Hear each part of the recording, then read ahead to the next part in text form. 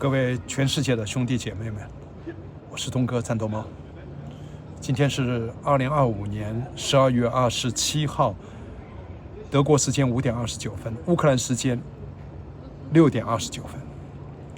就在今天早上，我们接到了从前线传来的噩耗。香港战友 Edwin 经过141指挥官的确认，我们有2位香港的战士为乌克兰自由之战而捐躯了。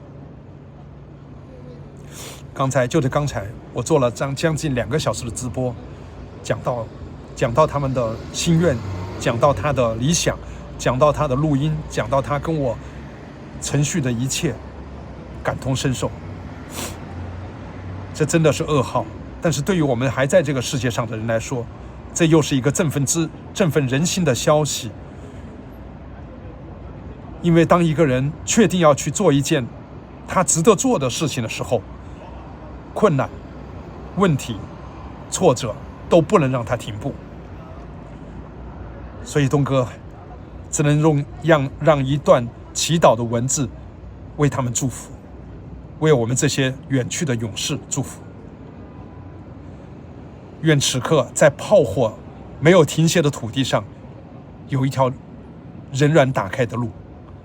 愿黑夜为战友们逼仄，愿硝烟展示善举，愿我们的每一次前行都不被发现，愿每一次停留都不被敌人击中，愿守望他们的战友双手稳健，脚步坚定，在危险的时刻仍然能找到回家的方向。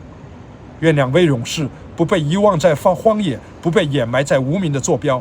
若他们已经无法回应呼唤，愿他们知道他们不再是孤身一人。愿他们的名字被世界记住，愿他们的选择被大家看见。愿光永远照在仍然活着的人身上，也照在这些已经远去的战友们的身上。